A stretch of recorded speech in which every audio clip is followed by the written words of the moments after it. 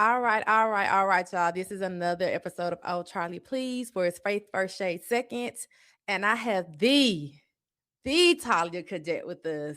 I'm so excited about this. Like, let me give you some applause, some head claps or something, honey, because this has been a long time coming.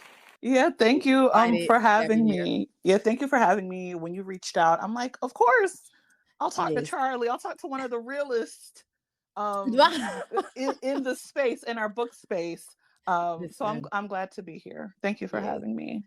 No problem. So just if y'all for those that are not familiar with you, just kind of introduce yourself and tell them what you do. And I know you from the book space because that's how I was first introduced to you. But a lot of people don't know that you was doing this before this was a thing. So go ahead and just kind of tell the people about yourself. So hi, my name is Talia. I am to the internet. I am an influencer and a content creator. I got started creating content on TikTok about 3 years ago. And now my niches include books. So I'm always talking about books by Black authors, Black owned businesses, whether it's online, brick and mortar in different cities. And then I'm also DC based. So I like to talk about things to do in and around DC.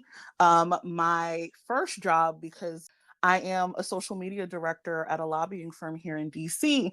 So social media is pretty much my entire life. It's the first job, it's the second job, it's something that I love, I am very passionate about. And I think because both of my jobs center around social media, it has overall um, made me good at both. So, yeah, I'm a social media girly, and on the internet, I talk about the things that I love. Yes, and we love a list, honey. We Thank you, love a thank list. you, thank When I you. tell you, I wish I was a DMV girly. I'd be like, dang, Tyler be having the spots. So let me I just mean, ask but you. you're in Mhm. Dallas, right? Like Dallas has things. Like Dallas has things too. Cause I try to keep up with like what's going on in different Right. cities. Dallas has things too. So I haven't been to Dallas, but I know where to tap in if I'm ever to visit Dallas. But yeah, the DC has a lot to do. A lot to do. I would say I like Dallas, but Dallas is more of a pick your poison type of thing.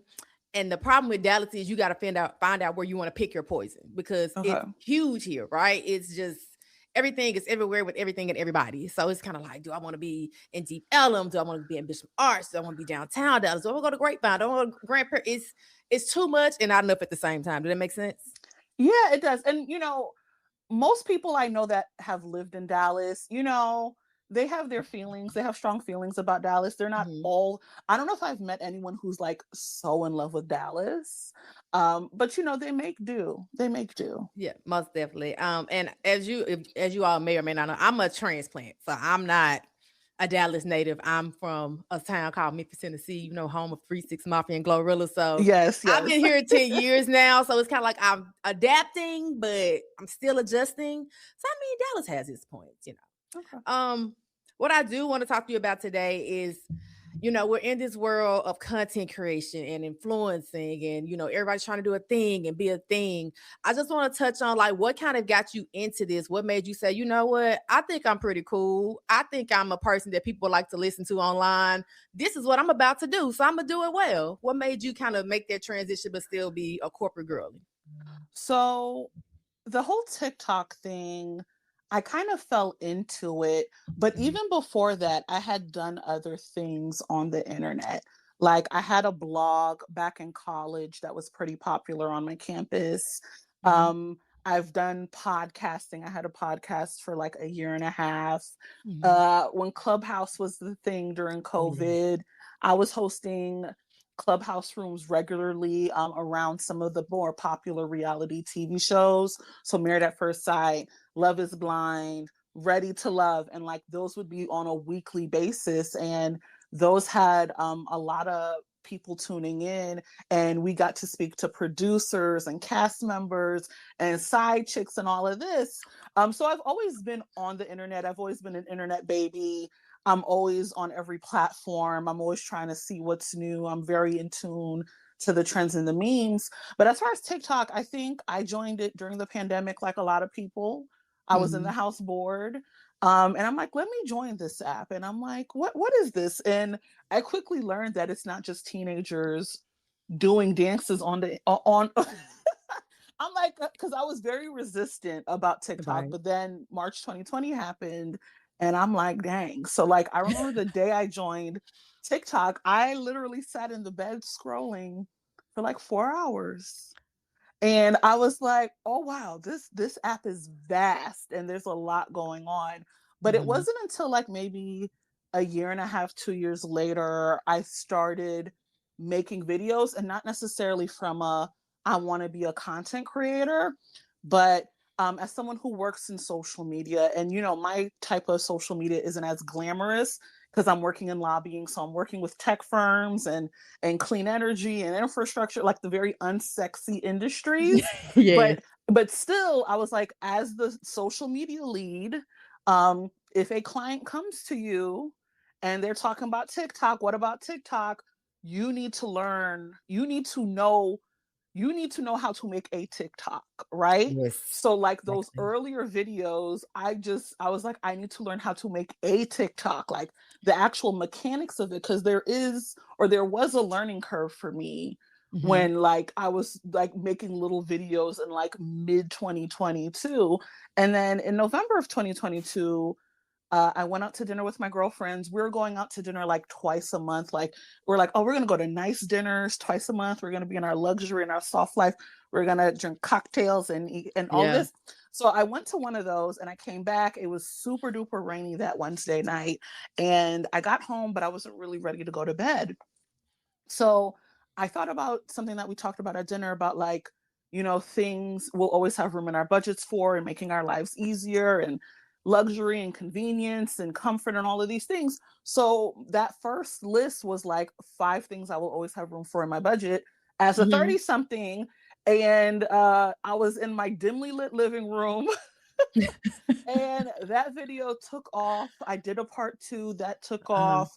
And then I was like, you know what? Why don't you just like keep making videos? Like, why don't you put a little more intention towards this? You have momentum, take Mhm. advantage of the moment. So I just started making lists every day. And then that tagline, hi, my name is Talia. We love a list over here. Yes, we Make sure do. you're following for daily lists.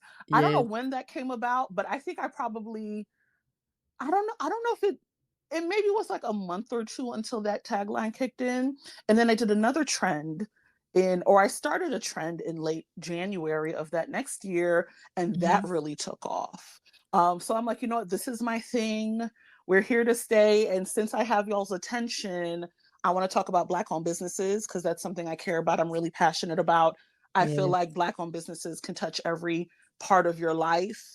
And then I started incorporating book content because I was discovering all of these amazing stories Mhm. on TikTok from like Black book creators. So I'm like, I'm reading more. I want to talk about books too. And then, as I travel, I take you when I travel. And I live in DC. I've been in DC for 15 years. So I'm like, I know a little something about, what to do socially in the city. So Right. I just kind of had a moment, and I've been trying to build off of that momentum ever since. And now it's a it's a Yeah, that thing. It's that a thing. momentum. Yeah, it's a thing. You're in a different stratosphere now, baby. I can definitely tell you that. The thing I do enjoy about your content and what has drawn me to you is, as a woman who is, I can say late 30s now. I'm not mid 30s no more. No, I'm Um 36. I'm saying in my videos now, I'm saying as someone who's almost 40, like I'm Yes. saying almost We 40 now we in the okay, so we content. there now. Right. The thing that I appreciated most is that your content is so relatable, right? I see what the young girls doing. They doing graphics, they doing dances, they sing, and they doing a lip sync. And I was like, baby, And listen, I don't Auntie ain't got that type of time. I don't listen. I'm still listening to Jay-Z Black album, okay? I ain't even Mhm. up on the new raps. So I think for me, what I do admire about you is that it's so relatable, and it makes it you feel like, hey, I am a little older than some of these people, but there's still a market for me. There's still a niche for me. There's still a need for me. Do you ever Mhm. have those moments where you feel like, damn, I need to switch it up, or maybe I need to learn how to do graphics, or make Canva need to be a class for me now because I got all these stories. And do you ever feel that pressure kind of like keep up with the trends and doing all of that? I mean, I'm always thinking about how can I level up what I'm doing. Like, Right. I think about like from a technology standpoint, I still have an iPhone 12 Pro Max, right? And, Right. the pressure to get an iPhone 17, 18 is always there.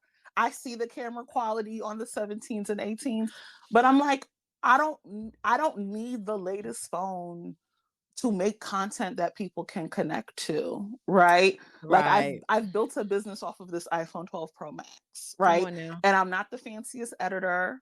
I'm not doing the dances. I barely keep up with the songs. So I like the fact that like people still connect to me and it's not a production. But also at the same time, when I think about leveling up and like what is that next thing in my content creator career, I do think about like relatability. Like I love the fact that people can relate to me and they see themselves in me and they totally get what I'm talking about.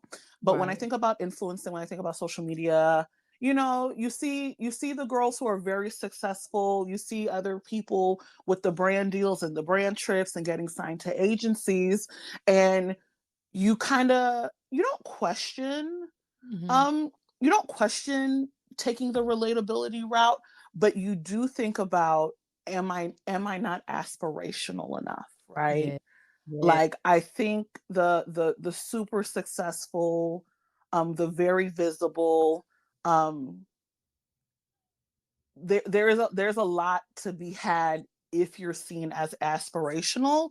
So I Mhm. do think about, dang, maybe I'm not aspirational enough. Like maybe my kitchen isn't beige enough, or I don't wear these clothes, or Right. I don't edit in this way, and then like I'm Yes. not some like. So I think about like aspiration, like do like, and I do think when people watch my content, they're inspired, Most definitely. but I agree. aspirational, I do think about, has relatability kind of like built the ceiling for me. So it's something Mhm. I think about, but not something so much so that I'm like, I'm going to do a complete 180. Like I'm not about to do a complete 180 either. So I do think about leveling up, but Mhm. I also feel like I've been able to build this really great brand, Right. being myself, um, not being the fanciest, not having the latest, Mhm. and people still like that. And I do think people are looking for that too. Like people are looking for things to aspire to. They're looking for the escape from the world, but also they're looking for someone who they would be friends with otherwise if they knew them in real life. So Right. I still appreciate this lane that I'm in. Right. And I want to just segue into like, we've talked about, you being like a regular influence, all that. How has that transition into book influences? Do you see the difference? Like, wait a minute, regular influences is this way. Book influence and content creation have you been, well, I will say you have been successful at merging the two, but can you just kind of touch on like where they differ, where they compare, like do you put too much thought into like if I do this on this side of influence, but I have to do this on this side of book influences? Are you kind of running into a clash of the titans, so to speak? No, I never feel like my niches are clashing. Like for me, what's most important is that I'm talking about the things I love in the moment. Like Okay. my content meets the moment in my life. Yes. So if that's reading, if that's traveling, if that's going to museums, whatever, like my content is always going to reflect where I am in my life. So if Okay. I pick up a new hobby, if I pick up a new interest and I decide to incorporate that into my content, it's because it's a reflection of where I am. So I never feel like there's a clash. If anything, I appreciate that people come for the books, they stay for something else, or they come from something else, they stay for the books. So Okay. I don't necessarily feel like I have to choose or they're competing. I will say, you know, book content kind of came in maybe around 6 months after kind of going viral for that first time. I Mhm. decided to start talking about books and like vlogging about my book club that I've been a part of for a decade. So like books have always kind of been in my life. Mhm. And again, BookTok, Black BookTok specifically, has uncovered so many amazing stories for me. Like I'm reading more and therefore Mhm. can make the content because of the creators I see every day on my FYP. But yeah, book content is an interesting niche. Like any corner of the app or of the internet, it's its own world, it's its own community. Yeah.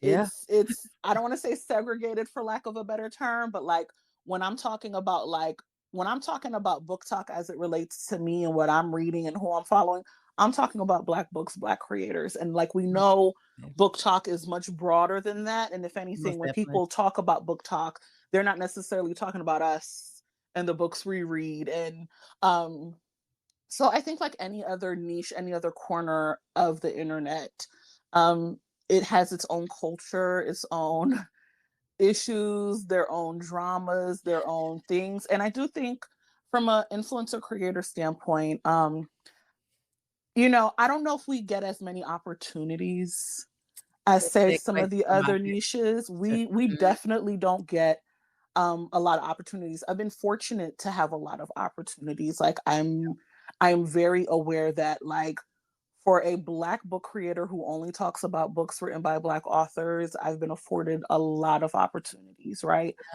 So I know that for myself, but I know that not all my peers have had the opportunities that I have had.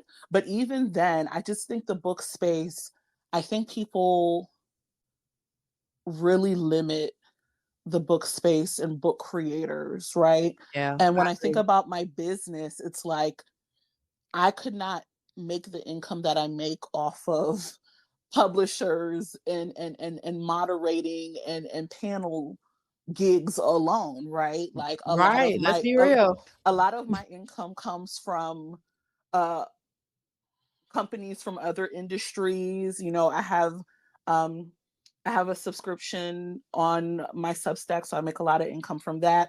I'm on YouTube. Like I get money from elsewhere, but baby, the publishers do not pay all the bills. No. Right? I cannot rely on a paid partnership with the publishers to make the money that I'm making. So I do feel like it is limiting. And I think brands, I don't know why brands don't think that book creators can't talk about other things or their audience isn't also interested in other things, right?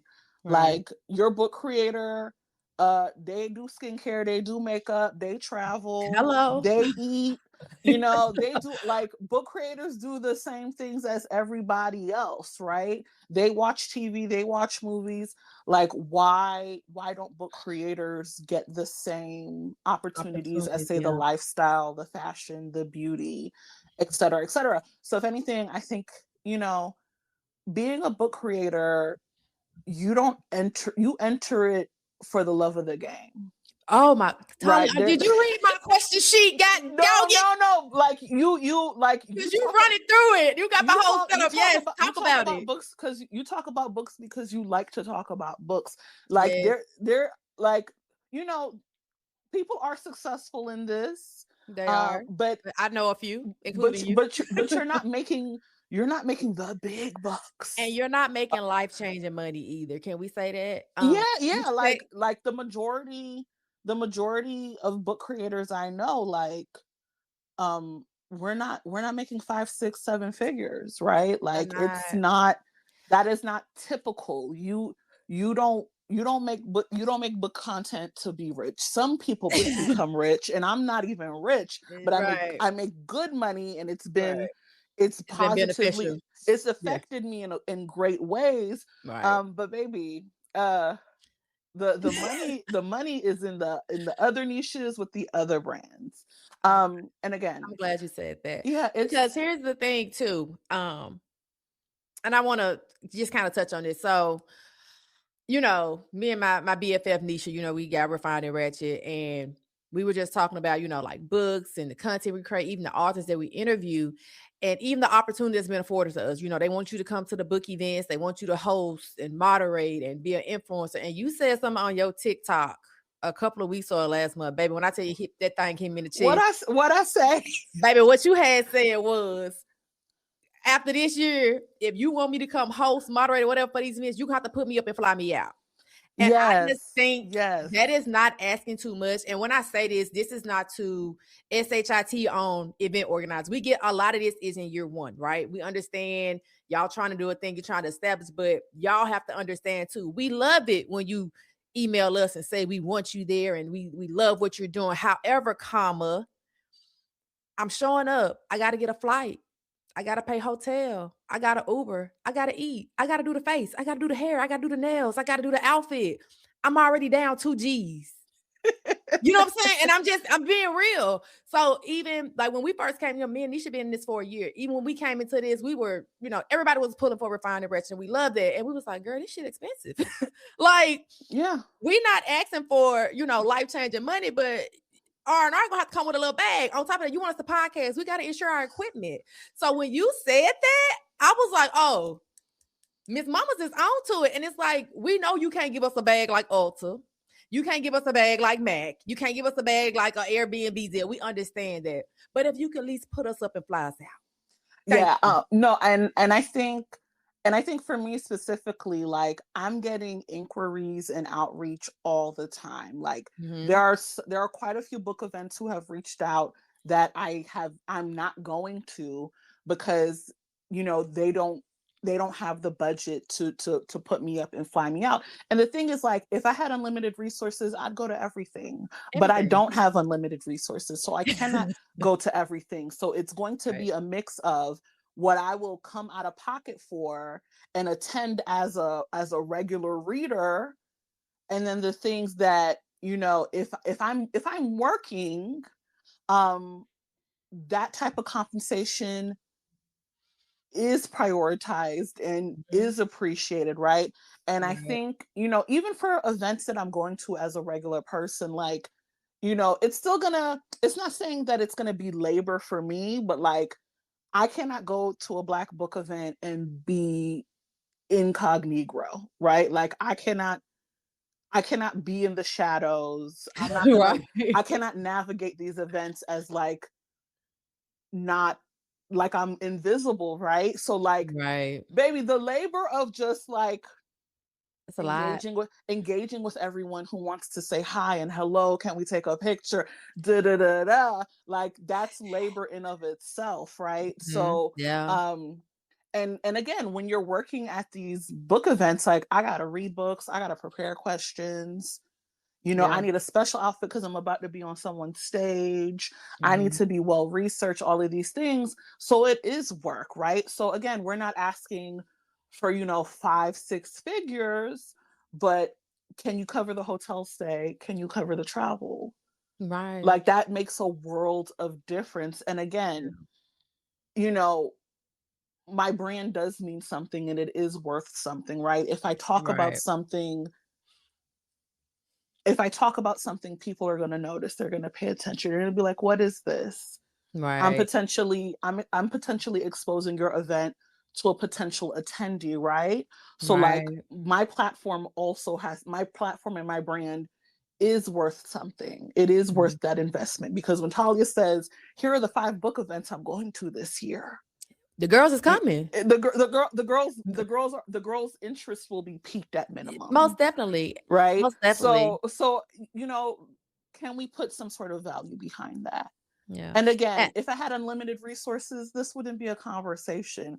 But because I have limited resources, I cannot come out of pocket for everything, especially if I'm expected to work, or if my attendance, my attachment to the event is going to bring in revenue for you. Right. And I think, and I will say this, because we're going to call things, right? So someone who is you, or say a Brit, well, she's Brit Unfiltered now. You looking at her number, you looking at her reach, her influence, and it's like, well, shit, if they want a bag, we got to pay them the bag because that's Brit, that's Talia, right? But someone who has a smaller, I consider myself a micro influencer in this space, right? But I know my reach goes really far, right? I understand my engagement is up there. If I say, well, hey, you got to put me up, fly me out, I might be looked at, oh, who she thinks she is? She ain't. We can get somebody else to. And I think that's an unfair assessment, because no, I may not have the following, but you understand the impact that I bring. And not just me, it's some other influencers with under 5,000 followers, right? And they are killing it in the book space. Yeah. And it's like, you're pulling for them, you're buying for them. But when they ask you, hey, is this a paid opportunity? you want to deem this as difficult, or you go get somebody else who's just, like you said, for the love of the game. How do you think that's fair as far as their impact and their influence when it comes to those smaller creators? Well, I want smaller, like I want micro, nano, hyper creators to know that, like, don't let your following, don't let people play with you because of your follower size, right? Because Period. follower size says nothing about engagement, Nothing. right? Just because I have XYZ amount of followers, how what is your engagement rate, right? Like, what Mm-hmm. is your engagement rate? Are you still able to convert? Um, and again, they still want your labor, right? So yeah, Mm-hmm. they're reaching out to you to come out to their book event, but they want you to vlog, they want you to document, they want you to talk about it before, during, post. That Mm-hmm. is labor, right? It's work. So even if the follower count isn't, 50K and up, when a event is reaching out to you to be an ambassador, to be a featured creator, to be a whatever, that's labor. That's labor. So I do think you still need to know your worth. You're still doing work, You're still right? doing work. They reached out to you despite your follower size because they know that you still have visibility, you still have an engaged audience, regardless of size, and they still have that expectation of labor. So Mm-hmm. if you're going to be on someone's flyer to promote this event, you too deserve some sort of compensation as well, Right. because of the labor. Most And definitely. again, if we all had unlimited resources, we'd go to everything. Like, I want to go to every book event, but I can't, Right. because one, I have a day job, and two, I cannot afford to go to every event. But if you're gonna reach out to me and be like, hey, we want this person with 350,000 followers and subscribers to talk about our event, to document our event, to talk about it after, to keep talking about it for years to come, um, there's value there. And there should be conversations about compensation, even if it's just a flight or a hotel. Free registration, that's a no-brainer. Right. But there, you have to like, if you can't pay 5-6 figures, you got to alleviate a Yeah. little bit for the creator. Yeah. And I'll say this and we'll move on after this. So would you suggest people, not even just book events, just content creators and influencers, period, would you suggest they start running those numbers and creating them a fee sheet and saying, hey, if you want me to come do a thing, this is what it's looking like. If you can't give me an honorarium, can you cover travel? Do you think they should already have that ready in their pitch deck to go, or should they leave room open for negotiation? I think event organizers, I think in good faith and acknowledging that you recognize creators value their work, their worth, I think it is good to do the outreach and offer some sort of compensation, right? Mhm. And then, as a creator, you should also feel empowered to negotiate, to ask questions. Mhm. And the thing about negotiations, uh, they might say no. Mhm. And if they say no, then it's no, Let right? us know. But I think in good faith, event organizers who are inherently brands, I think in a sign of good faith, um, try to do something, try to offer something, right? And I don't think, Outside of your event ticket, but yeah, I think outside of the event, like, can we do a hotel stay? Can we do a flight or something? I think in good faith and recognizing the creator's worth and value, come with something. And again, as a creator, don't be afraid to negotiate. If someone reaches out to you, be like, hey, what's your budget for this? What are you thinking in terms of compensation? And right. see what they say. Yeah. See what they Because say. a wise woman once taught me, which is my mother. She said the worst thing a person can ever tell you is no. Yeah. And if their no is a no, you'll get a yes from somewhere else, right? Yeah, yeah, and be okay to, like, step away. Like, if you really want to go to the event that bad, you can go. But also, maybe you'll just labor. Maybe you'll labor less. Yeah, If you're coming out of pocket, you'll labor less, because if anything, you really want to enjoy what you paid for as an most definitely. attendee. But yeah, be prepared to walk away if you need to. Like, because Yeah. again, we're not millionaires, so. You know, wish we were. So, um, and just to, I want to talk about this because I thought this when you went through this moment and documented this moment, I was like, Talia is really that girl. I want to talk about the Supreme Court case, okay, baby? Okay, The okay. way you was up there pilling them streets of DC and letting it be known, like, hey, TikTok, we gotta talk. I need to, I just thought, as someone who creates content, who is a Black woman in this space, who is, late 30s, I just thought that was so impactful that you took on the stance to say, hey, I know what I bring to culture. I know the value that I have. I understand this platform, and what you all are doing is just simply not right. Can you walk me through that process? Like, were you scared? Were you fearful? Did you think, this is above me? I should let somebody more, established handle it. What was their process going through that, dealing with the Supreme Court? So being a part of the TikTok ban lawsuit, obviously there was outreach done on, the corporation's behalf, saying we're putting together a group of creator plaintiffs. We would love for you to be a part of that group of 8, right?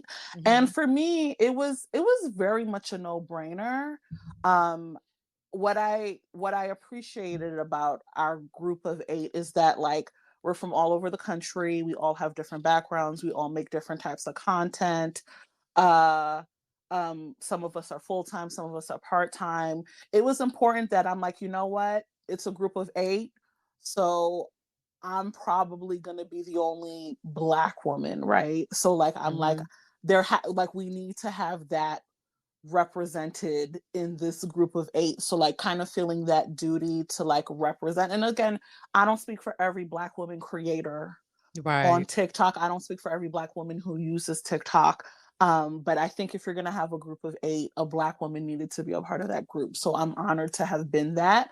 I'm also honored at the time, being, like, I still think I'm the creator with the smallest following size in that group, right? I think some of my co-plaintiffs have millions of followers. Some of my co-plaintiffs make 7 figures from content creation.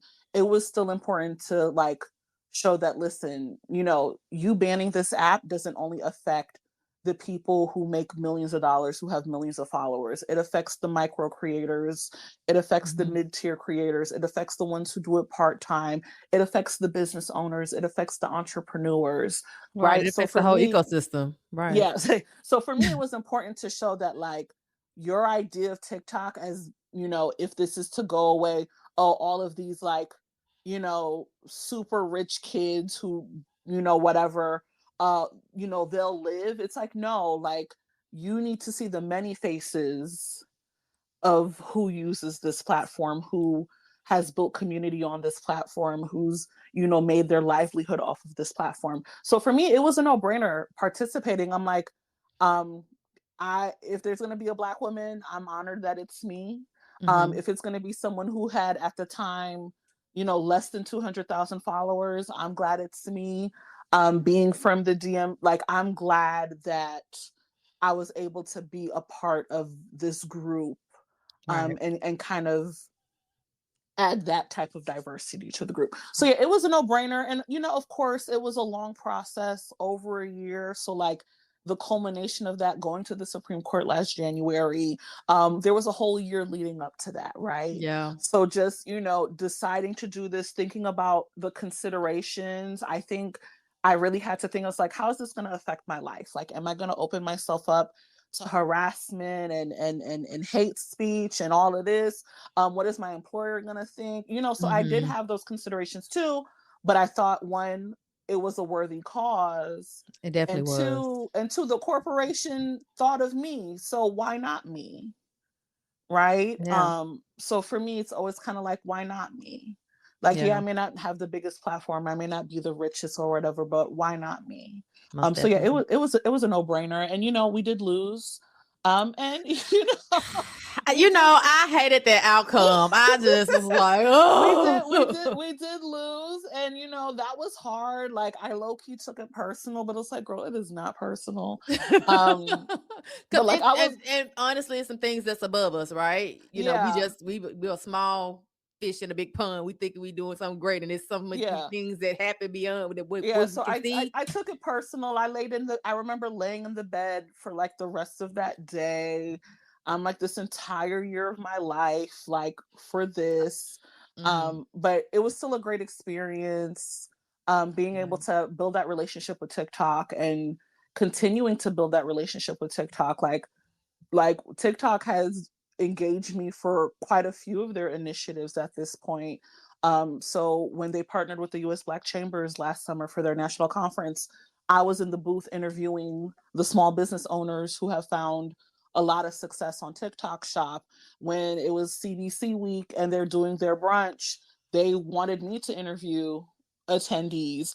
Just last week, TikTok, kind of like the USDS, the joint venture, like the US arm of TikTok, they did their first like initiative. And I was one of the 8 Black creators they brought out to DC to meet with members of Congress. Let me say right quick. I saw that picture. I said, that damn Talia gonna be in the room. That damn Talia gonna be in the room. Yes. So being a part of that lawsuit, it was a worthy cause, but also thinking strategically. And people like to conflate strategy with clout. I don't that's not, like, sometimes I'm just thinking strategically, right? So we lost that lawsuit, and the lawsuit, it took a lot, but also I've been featured in nearly every major news outlet in the country. Yes. Right? Like I got a couple Gettys, like, the TikTok corporate office knows me. They know when to call me. Yes, Lord. So it's been that was great for the brand too. Right? It was a worthy cause, but also it was great for the brand too. So no regrets. And TikTok is now, they have their own US entity now, and last week was kind of like their first show to Congress and lawmakers, and again was one of the 8 Black creators who got to meet with our lawmakers last week, and that was a great experience. So I will say too, looking at you go through that process and, just trying to keep my finger on the pulse of everything, it taught me what it means to own your brand and your content. And, because these apps can be here today, gone tomorrow, or the trajectory of what they do can change as well. And I like that you said, okay, I'm known on TikTok, but let me pivot. And then when I saw you pivot over to Substack, and I'm gonna be real with you, because this is why Charlee has a Substack now. I saw Talia have a Substack. I was like, let me get me a Substack. I just got me 15 paid subscribers yesterday. So congratulations. To my own horn. Congratulations. But thank you. But it just showed that with content creation, with being on these platforms, you're gonna have to, continuously evolve, right?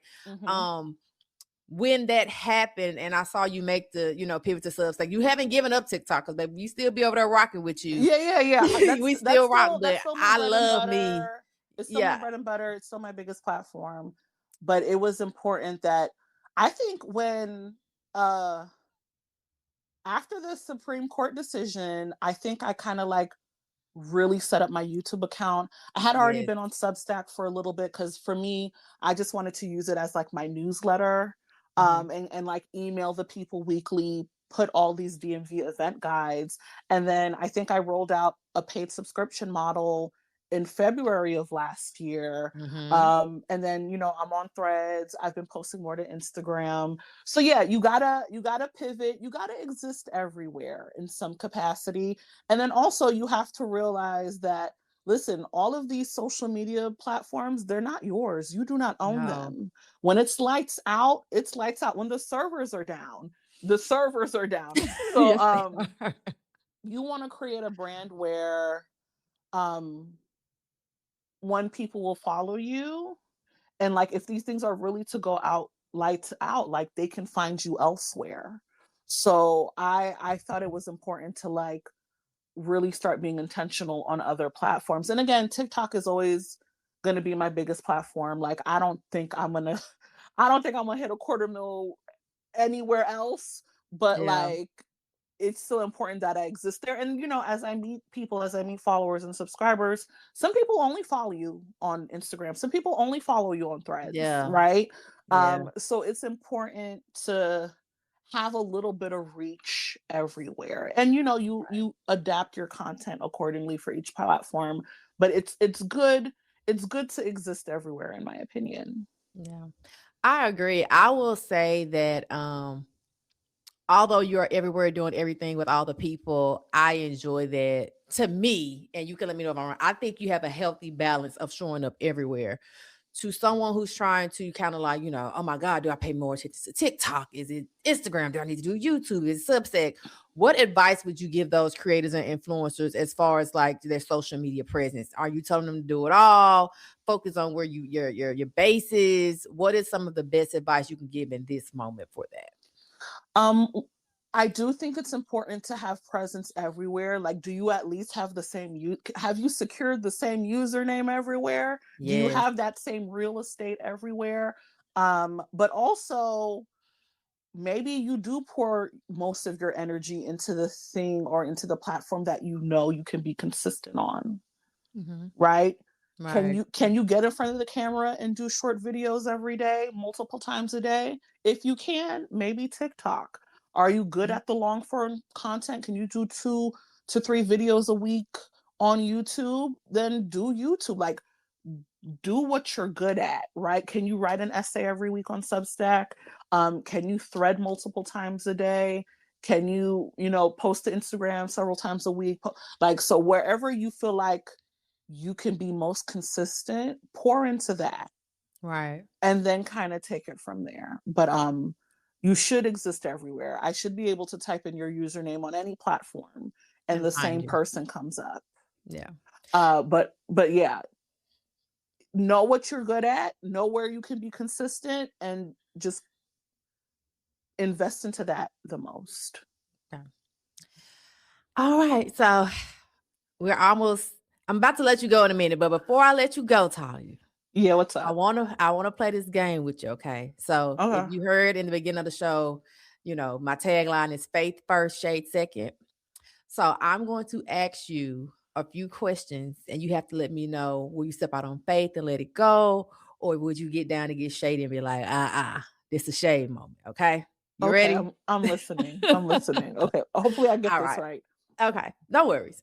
So an influencer posts a glowing review about a book they didn't actually read. Is that faith that they did the deed, or is it shady because they didn't read that damn book? I mean, it's shade, but I also feel like users are a little more sophisticated than that. Like, users know inauthenticity. Like, they can pick up on inauthenticity, right? And if they don't pick it up, then they'll pick it up eventually. Because there are some creators who I'm like, I don't know if you've read most of these books that you talk about. And it is what it is. It is. It is what it is. But I'm like, I'm just like, and the thing is, for my book content, like, as someone who makes a lot of lists, right? For the most part, even if I'm talking about a specific theme, trope, whatever, 9 times out of 10, I've read the book. Like, I try not to even include books in those types of lists that I haven't read, right? And that's what the comments are for. People can suggest additional books that apply in the comments, but like, for the most part, I am only talking about things I've read. And that is not necessarily everyone's approach. Yeah. So that's shade, right? That's shady. Yeah. Okay. And again, to the user, does it matter to the I think that's a case by case basis. Do you need the creator to have read, like, to do a full review about a book you didn't read is insane. If you want to just include it in, like, oh, here's a basketball romance, here are 20 basketball romances, and that it's a basketball romance, you didn't necessarily read it, that's fine. But like, it is insane to do a review on something you have not read. But then again, some people do, and I think what people forget about book content is, like, Reading is like the prerequisite for this, right? Like step one, you read. gotta read. But anyways, Hey. what's the next one? Next question. Okay. Someone invites you to an event but expects you to promote it for free because it'll be good exposure. Is that going on faith or shade? That's shade. I like, and here's the thing: you got to find the balance between like, oh, I want to go to this event because I'm naturally interested in this event, right? And of course, you do a little, you do a little story, a little video, a little thing, but like you're not going to get that much labor if it's a free event. Right. The thing is, I may not post about it at all. Like, your expectation as the brand, as the organizer, needs to be zero. Like, you're not demanding deliverables from me because of that. And then also, I'm also at a place in my content creation career where it's like, I'm not going to every event, right? Because this is taking more out of me than not, right? Because when you invite me to something, if you don't provide an Uber code, I got to deal with transportation. I got to find an outfit. And some things are just not worth going to anymore. Right. Especially if I've been to something like this a million times. I don't need to go to another bar opening, another hotel rooftop opening, whatever. So sometimes you have to evaluate being like, what is me attending this event going to do for me? Right. And sometimes just like, I'm not about to go to every little thing. And a year, 2 years ago, I felt like I had to go to every little thing. And I'm not going to every little thing anymore, because again, that's the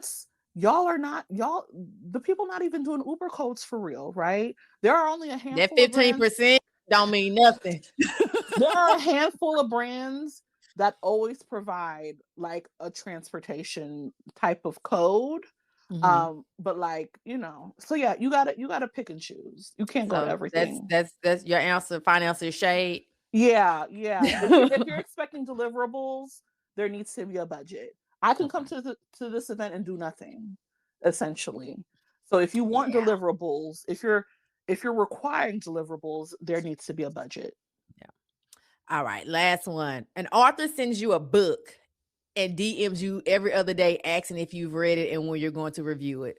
Do you respond in good faith, or do you respond with a shady response? It's gonna have to be shade. Okay, so this is where I'm at with book reviews. So for the most part, I'm not officially, I'm not accepting book reviews and book review requests and book mail requests at the moment. Like, I'm so busy, like pretty much for the last 2-3 months. Most authors who've emailed me, I've been like, hey, I'm not taking on any review request or book mail right now because I need to prepare for this book tour, this book panel. It's book festival season is upon us. Yes, it is. Right. I'm going to be in conversation with like 10 authors this book festival season. I need to prepare for that. So like, I simply do not have the time. And the thing about book reviews, okay, here's the thing. And that's why I don't do a lot of ARCs or ARC programs or street teams, because it's like, I cannot have the pressure to read a book when you want me to read it, to make content, to review it when you want me to. Like, I cannot be under that timeline. So like, that's why I don't even like sign up for ARCs no more. If a publisher wants to send me an ARC, that's fine. And even then, I'm an audiobook girly. So a publisher will email me like, do you want an ARC? Do you want a da-da-da? I'll be like, I'm not accepting book mail right now. I am prioritizing and prefer audiobooks. So when the ALC becomes available, I'd love to receive it. Here's my NetGalley email. Here's my PRH audio email. Here's my Google Play Store. Like, give them the things to get you the things. So yeah, the thing about book reviews, it's too much pressure for me. It is. Like, and that's why I rarely accept ARCs and free books at this moment. Like, if a big 5 publisher wants to mail me a finished copy, They know what it is. I'll post it to stories. If I read it, I'll talk about it. But like, I don't want, say, a smaller author or an indie author to email me. I accept the book. And then there's this expectation, although there technically shouldn't be because we're not in a contract. Mm-hmm. So I don't even accept books for real at this point because one, I don't want to be forced to read something that I don't want to read. I wouldn't otherwise read if it was left up to me. And I also don't want the pressure of reviewing a book in your timeline and to your liking, right? Mm-hmm. So and then again, I'm really, really busy, right? So Yeah. I do enough reading like that's obligatory for panels, for events, etc. So I already have a lot of obligatory reading. Mm-hmm. So my plate is already full. So yeah, I rarely accept ARCs, ALCs, and free books at this point because again, there's It's a this lot. there's this unspoken expectation, and I also know when an author is reaching out to me, they're doing so in hopes that Talia, with the relatively big platform, talks about my book, and that's a lot of pressure. Mm-hmm. That's a lot of Yeah, pressure being seen as someone who can potentially change the trajectory of someone. That's a lot of pressure. it is. Like if they're thinking, oh, if Talia talks about my book, this will change the game. That's a lot of pressure on me. Yeah. So I try not to take on that type of pressure because you think me talking about your book might change your life, and that's a lot of pressure. Like, I'm sorry, you still gonna be eating oodles and That, noodles when they get through hitting that's all a them that's that a like lot. button. That's a lot That's of a lot of pressure. pressure. Yeah, I will say too, when I first came into the book space, you the shiny new content creator, and you got all these little viral moments or whatever. And I remember the day I put on threads, authors, I love y'all. Don't send that arc. I'm sorry. I just don't send it. Like, between this ADHD and this tism, baby, I read and I let it be known. I don't even do, book counts at the end of the year. I read what I want when I want, right? And I won't even necessarily call it mood reading. It's just I'm a reader in my capacity, right?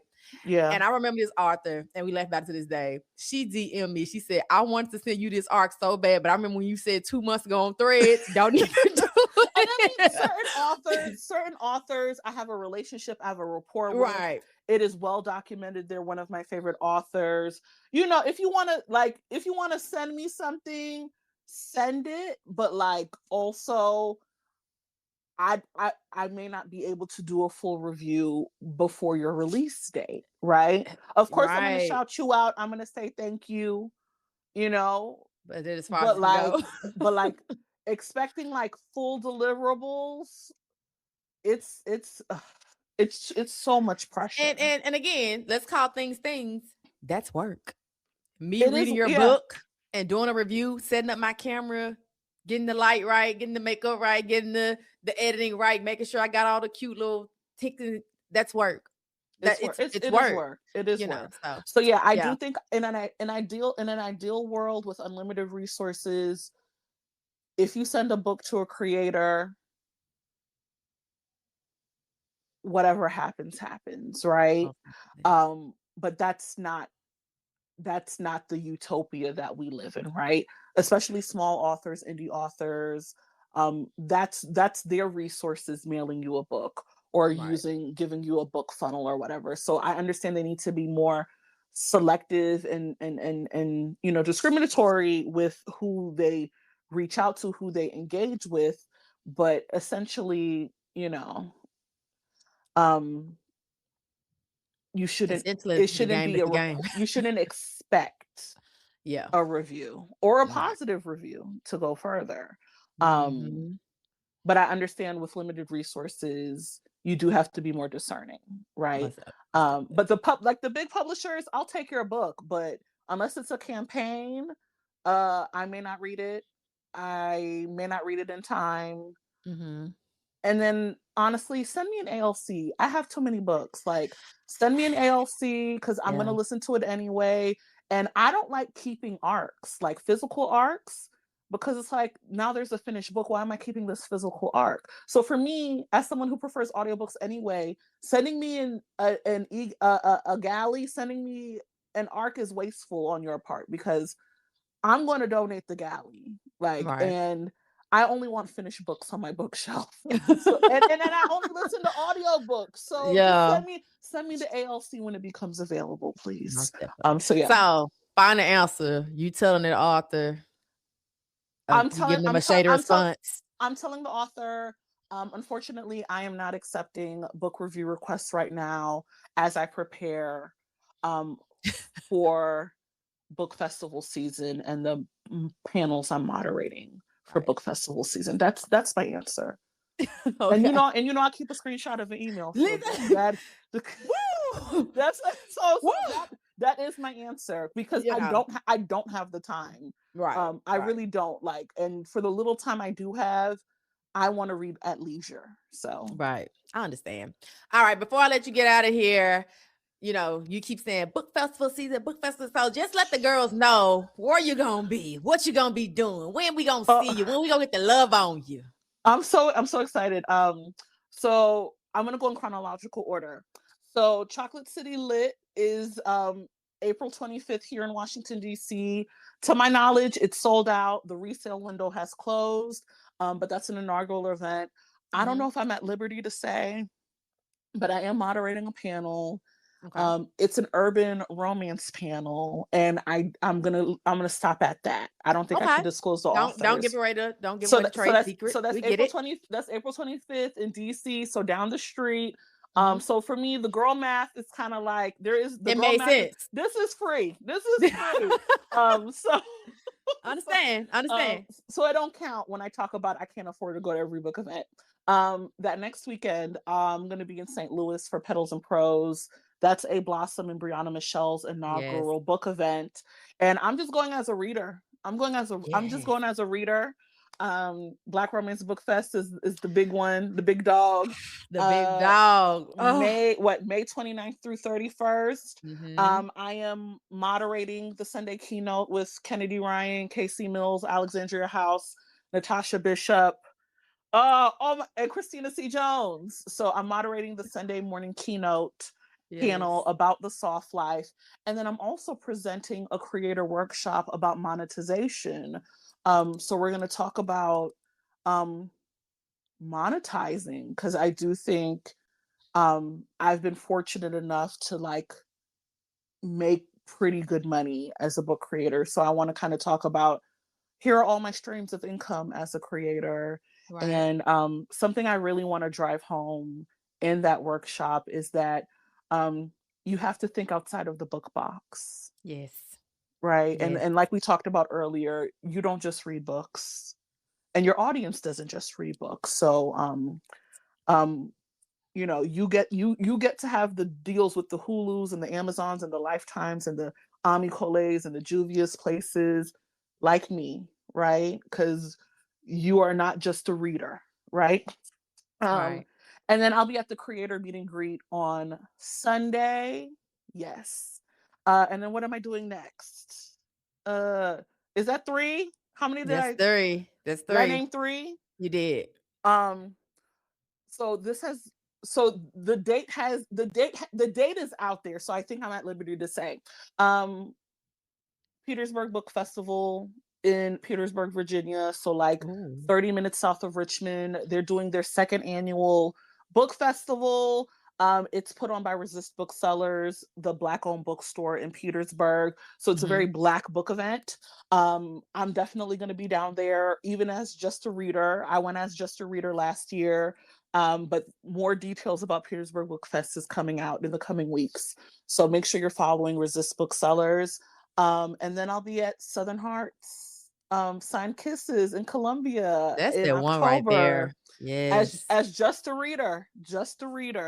And I forgot. I'm also going to be at Empire State of Stories in July. About to say, I think you're missing one. Yeah, I'm going to see you twice this year. I was missing one. I know I was missing. I'm going to be at Empire State of Stories in Brooklyn, July 10th, 11th, and 12th. And that's Jacques Jay's book event. And I'm going to be a creator there. So I'll be creating content And I'll be in Brooklyn. So it's gonna be great. So yeah, those are the six. Those are the six for this Booked year. And and it's not busy. gonna be six next year. Um Listen, it's only gonna be six if it's if only it's gonna the only two I'm coming out of pocket for in 2027. The only event I'm coming out of pocket for in 2027 is Alexandria House's The House Party in Las Vegas. I went as a listen, creator last year. Um, that is an event I will come out of pocket for. yeah, yeah. Um, but yeah, 2027. Listen, Talia Book, said, book, put me book me, up, book, fly me out, book or I me. And ain't there. the thing is, I'm willing to do the work, right? Yeah, most I'm definitely. willing to moderate, right? I love moderating. I've been in conversation with like 40 authors, over the last 2 years. Such a gracious queen. I love moderating. I love Such a gracious moderating. queen. So put me to work, and I'm Yeah. good at it. Put me to work. Yes. But again, Yes. hotel flight, please. So yeah, Please. that's it. And an That's Uber it. code. An Uber code. Yeah, and the thing about these book events, I don't even need an Uber. I need an Uber code from the airport, but like I don't leave the Right. venue. Like I remember for Black Romance Book Fest, um, I think I only ate room service for those 3 days. Oh wow. Like it was Okay. that intense, and I only went as a reader and a creator, but Right. it was still intense in that like um again, I cannot be invisible at these things. I cannot be incognito at these things. So like the peopling, Yes. so I only ate room service. When I found like at least an hour free time, I'd go back to the room for the hour, come back like so I only need Uber to from the airport. I don't even need Uber to Gallivant because there's no time to Gallivant. There's So no time. Yeah, and I'm glad you drove that home that content creation, influencing, even podcasting, it is work. it So is. value us. And I remember, and I will say this, I promise you, every time I get to talking about this space, this community, you said something to me during an interview at Black Book Bash. You said we're in an ecosystem. Mm-hmm. Everybody plays a role in this ecosystem, whether you're an author, a creator, a narrator, publisher, agent, we're all in this together, and you have to make sure you're feeding those ecosystems. So, we want to see this space work, we want to build community, but we have to be realistic in the process, right? So Agreed. yeah. Agreed. Well, Miss Talia Cadet, you just don't know, this has made my day. I want to thank you so much for agreeing to see little old me on my little old No, podcast. it's not little. It's not little. you I am know so proud of you Thank you so for much. doing Oh Please Charlie. And like I know you do your podcast with Niche. But I love seeing you do your own thing. And again, when you reached out, I'm like, of course, of Yeah, course, of I course. was like, I just Cause hope she ain't busy.